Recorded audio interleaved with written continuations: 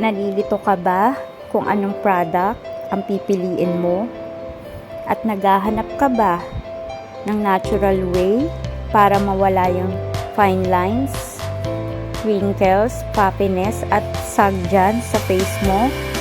Why don't you try this stainless steel gua sha? Super sleek at madaling gamitin. Madali lang siyang i-glide sa face, guys. Kaya para nagpaspa ka na sa bahay.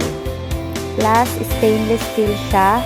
So, madali lang talaga itong linisin at safe sa skin.